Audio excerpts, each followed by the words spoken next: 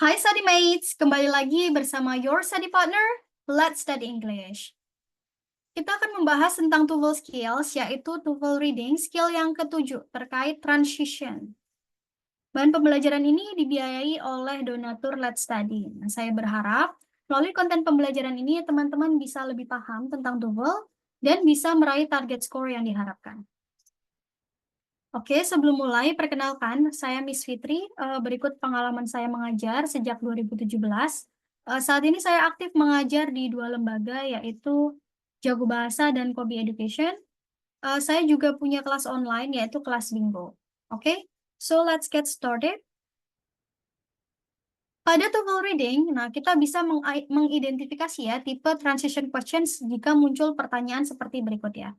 Misalnya, the paragraph preceding the passage probably, atau what is most likely in the paragraph following the passage gitu. Jadi ada dua tipe questions pada transition. Yang pertama tuh paragraph preceding the passage gitu. Jadi kayak jika ada muncul paragraf sebelum paragraf pertama ini, nah kira-kira membahas tentang apa gitu ya. Nah, sementara paragraf following, nah berarti jika ada paragraf setelah paragraf terakhir pada bacaan ini, nah kira-kira akan membahas tentang apa? Seperti itu. Jadi cuma ada dua tipe transition questions ya, yang ditanyakan tuh preceding atau following gitu. Jadi kalau preceding tuh kalau ada paragraf sebelum gitu ya, paragraf pertamanya itu akan bahas apa gitu. Kalau yang following, kalau ada paragraf setelah paragraf terakhirnya, nah kira-kira akan membahas tentang apa? Gitu ya. Nah, cara menjawabnya, kalau misalnya yang ditanyakan tuh yang preceding ya, kayak the passage following. Nah, berarti kita baca first line di paragraf pertamanya. Gitu. Biasanya soal ini pasti di restate ulang gitu ya statementnya ya, kayak oh sebelumnya tuh pasti bahas ini. Kemudian kalau yang ditanyakan following, ya udah berarti baca last line baris terakhir di paragraf terakhirnya. Kemudian dikerucutin lagi, akan membahas apa ya kira-kira gitu. Jadi kita bisa menarik kesimpulan ya tentang apa yang dijelaskan tuh sebelumnya atau setelahnya. Noted ya, jadi oh kalau misalnya preceding berarti baca first line ya atau baris pertama di paragraf pertamanya. Kalau following ya baca last line ya baris terakhir di paragraf terakhirnya. Baru dikerucutin. Jadi pilih jawaban yang tercermin gitu ya pada baris pertama atau pada baris terakhir dari bacaan tersebut. Biasanya kalau yang preceding dia pasti di reset ulang ya kayak oh pasti sebelumnya itu bahas ini. Nah, kita langsung ke contoh aja ya biar lebih paham. Nih contohnya ya. The paragraph preceding this passage kira-kira bahas tentang apa? Preceding ya berarti kan sebelumnya. Nih, jadi kita baca baris pertamanya. Di baris pertamanya kita menemukan gini ya, another myth of the oceans concerns Davy Jones. Tuh, berarti kan dia akan membahas tentang mitos yang lain tentang oceans, dia concern Davy Jones di paragraf ini.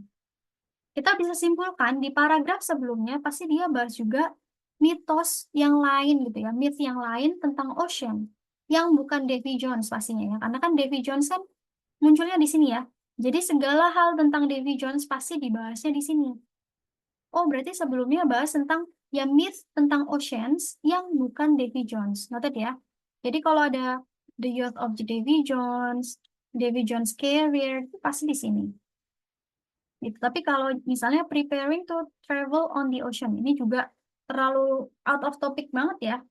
Oh, jadi pasti sebelumnya bahas tentang myth yang lain tentang ocean, yang bukan Davy Jones. A different traditional story from the sea. Noted ya, jadi kalau presiden itu pasti dia di reset ulang ya. Nah, kita coba ya. Oke, 20 detik aja ya kita limit ya, karena ini kan pendek sedikit. Oke, jangan lupa siapin notes nih, baca preceding atau following. Oke, teman-teman bisa mulai?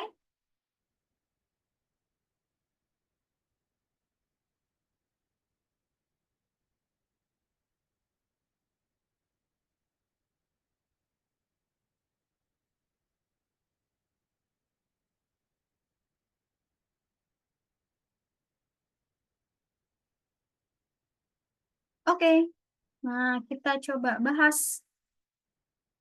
Nih, questions yang pertama kan the paragraph preceding ya. Berarti kita baca first line di paragraf pertamanya. Paragraf pertama ya. Nah, when a strong earthquake occurs on the ocean floor rather than on land, tremendous force exerted the seawater and one of more large ini ya, dia dikatakan tsunamis can be formed. Oke, nah, dia pasti di riset ya. Jadi di sini dikatakan ketika strong earthquake itu terjadinya di ocean floor, bukan di land loh ya, gitu. Nah, itu disebut tsunami. Berarti kan segala hal tentang tsunami pasti dibahasnya di sini ya. Misalnya tsunamis in various parts of the world. Nah, pasti di sini. Negative effects of tsunamis. Kan kata tsunami baru muncul di sini. Gitu. Berarti jawabannya adalah sebelumnya pasti bahas tentang strong earthquake yang nggak terjadi di ocean ya, tapi yang terjadi di land, gitu, yaitu land-based earthquakes. Noted nggak? Jadi dia pasti di reset ulang ya. Jadi ketika strong earthquake-nya itu terjadi di ocean floor ya, bukan di land, nah itu disebut tsunami. Tuh ya, berarti tsunami-nya kan baru muncul di sini ya. Tuh, jadi sebelumnya pasti bahas strong earthquake juga yang nggak terjadi di floor gitu ya, yang nggak terjadi di ocean floor, sorry. Nah, jadi dia akan membahas tentang strong earthquake yang terjadinya di land. Jadi land-based earthquake. Nanti nggak? Ketika strong earthquake-nya itu terjadinya di ocean floor ya, bukan di land, nah itu disebutnya tsunami. Berarti sebelumnya kan pasti bahas yang di land ya. Gitu. Kita coba lagi ya. Nih, yang ditanyakan following atau preceding. Nah, 20 detik ya, coba.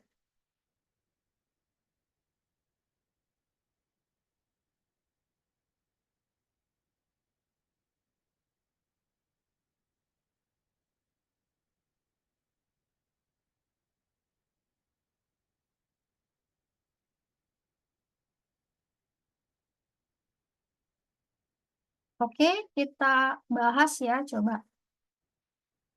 Which of the following is most likely the topic of the paragraph following the passage to? Berarti ditanya kalau ada paragraf ya setelah paragraf ini kira-kira bahas apa nih? Udah berarti kita karena following ya, kita baca last line di paragraf terakhir terus kita kerucutin ya pembahasannya ya. When a tsunami reaches shallow coastal water, it can reach a height of 100 feet, 30 meters or more, and can cause tremendous flooding and damage to coastal areas. Nah, berarti setelahnya, mungkin ini akan membahas tentang tsunami ya, yang bisa menyebabkan flooding and damage ya, kerusakan pada coastal areas-nya. Nah, berarti setelahnya pasti akan bahas tentang ya kerusakannya itu apa aja gitu ya. Berarti destructive effects of tsunamis on the coast. Nah, noted ya. Jadi kalau yang following, the paragraph following ya, kita tinggal baca last line paragraf terakhirnya, kemudian kita kerucutin ya pembahasannya tuh akan kemana gitu. Bisa ya. Nah, next. Satu lagi coba terakhir, 20 detik ya. Oke.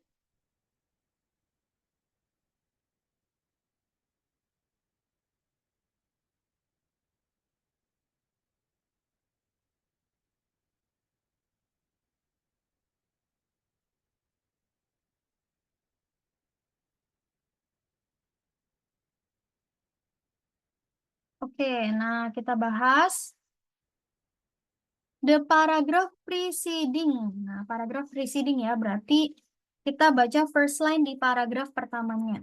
Kira-kira membahas apa ya? Ingat, precedingnya itu pasti dia di riset ulang ya. Contoh nih, whereas literature in the first half of the 18th century in America had been largely religious and moral in tone, now by the latter half of the century of the Revolutionary Fervor that was coming on life in the colonies began to be reflected in the literature of the time. Nah, berarti kan kalau kita artikan begini ya, sementara literatures di first half of the 18th century-nya itu membahas tentang religious dan moral, kemudian setengah century setelahnya, gitu ya, setengah century setelahnya, dia membahas tentang colonies gitu, the life ya, life in colonies.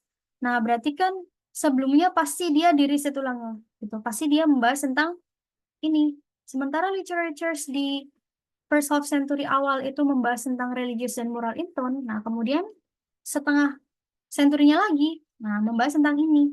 Berarti kan sebelumnya dia akan fokus pada ini ya, gitu. Di first half century yang awal kan. Oh, berarti religious and moral literatures gitu jawabannya. Betul ya? Karena yang the later century-nya pasti dibahas di sini dong. Gitu. Bisa ya? Jadi kalau misalnya ditanya preceding itu dia pasti di reset ulang gitu ya, kayak di ada implikasi diulang gitu ya, yang pembahasannya. Kemudian kalau yang following, nah berarti kita kerucutin aja dari paragraf terakhir. Jadi diingat ya, kalau pertanyaannya tuh preceding ya, paragraf preceding, berarti baca first line di paragraf awalnya, paragraf pertama. Kemudian, nah teman-teman cari dia kayak restatement ulangnya tuh di bagian apa, yang nggak dibahas di situ ya. Tuh, tapi yang dibahas sebelumnya kira-kira apa. Kemudian kalau pada following, nah berarti kita baca last line di paragraf terakhirnya, terus kita kerucutin. Saya, oke, jadi sekian materi kali ini. Thank you for watching. Untuk pembelajaran lebih lanjut, teman-teman bisa mengakses tautan e-book, PPT, dan latihan soal melalui tautan yang ada di description. Dan sebagai bentuk apresiasi dan dukungan pada Let's Study yang telah menyediakan bahan pembelajaran gratis, teman-teman bisa berdonasi melalui scan QR di samping. Selain itu, teman-teman juga bisa support Let's Study dengan cara like, subscribe, follow, dan share platform Let's Study ke teman-teman yang lain. Teman-teman juga bisa komen di bawah jika ada pertanyaan. Oke, so see you on the next video.